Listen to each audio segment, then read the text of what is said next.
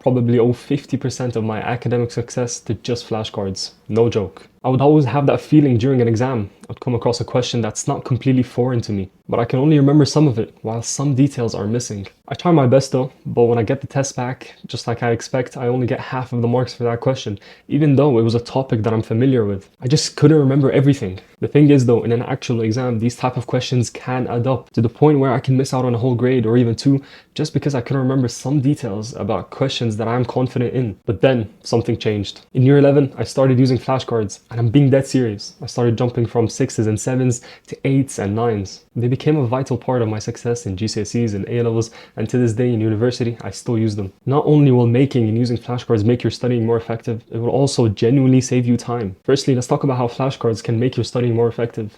And it's two things: active recall and spaced repetition. Now, these two terms are thrown around a lot in the studying niche in YouTube, and rightfully so, but what actually are they? Well, active recall, put simply, is just testing your memory by trying to recall certain information. Compare that to passive recall, which is just passively going through information, like reading and highlighting. Making and going through flashcards is active recall in its purest form, because you're always trying to remember the information on the other side of the flashcard. Not only does it incorporate active recall though, it also has an element of spaced repetition. Now, spaced repetition, as the name suggests, is just constantly going through the same information at regular intervals. Now, the reason why spaced repetition is OP is because it just forces you to remember stuff. Now, my bro science explanation is that just because you think something is important doesn't necessarily mean that your brain will also think that and try to remember it. For example, if I'm reading some information in the textbook and think to myself, you know what, this is really important, I need to remember it, that doesn't necessarily mean that my brain will actually remember it. In fact, if I only read it once, I can pretty much guarantee that I won't remember it. Instead though, when we constantly try to recall something, our brain realizes that this is important and it should probably store it. And not only that, when you read something once or twice, it only goes to your short-term memory,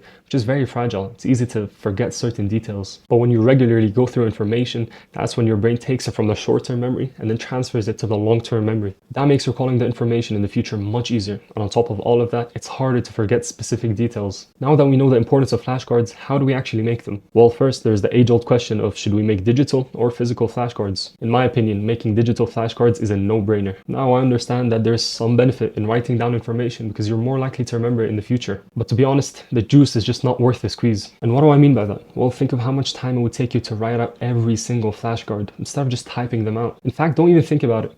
The average writing speed is 20 words per minute, while the average typing speed is 40. That means that it would take you double the time to write out flashcards rather than just typing them out. And so, let's say you write out your flashcards and I type them out, I can study half the amount of time per day that you have to study. But imagine you want to go through your flashcards and you're not at home. Then you remember you forgot your flashcards at home, or you lost them. What are you going to do? Compare that to how easy it would be if you could just pull out your phone anywhere and just do your flashcards wherever you are. Now, hopefully you're convinced that you should make digital flashcards.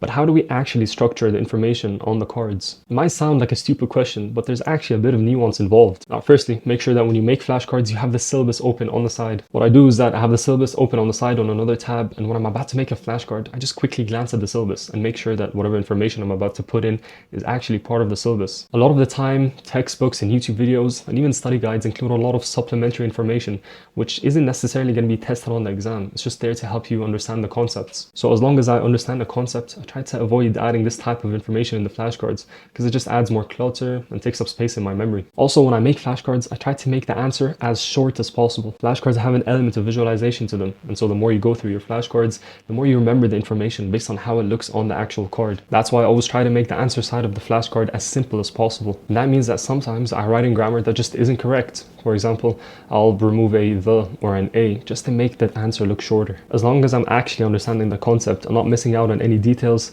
then the grammar isn't really important. Sometimes an answer is just long, like I have to explain a whole process or something. What I'll do in this case is I'll try my best to break it down into separate parts and then have a flashcard for each separate part. For example, let's say I'm studying biology.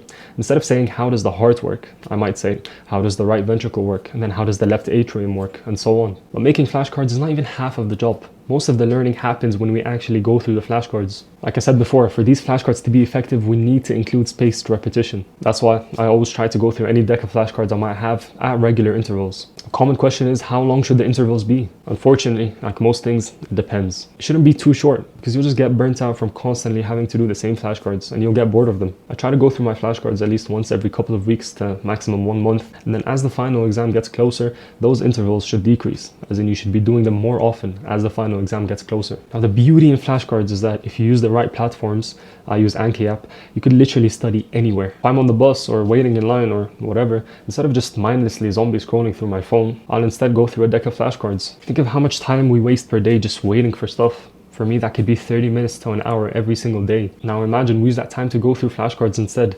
That decreases the amount of studying we need to do later on that day by a huge margin. It could free up an hour of my day, which I could use to do whatever I want. For me, that could be going to the gym or reading a book or going to jiu-jitsu. Also, try to use a flashcard platform that has an algorithm that prioritizes the cards that you don't really do well on. It prioritizes them by having them appear more often so that you get better at them. Now, if you follow these tips we just talked about, I have no doubt in my mind that you'll see a huge jump in your marks. And if you want to take your GCSE top grade journey to the next level, head to the description and click the first link.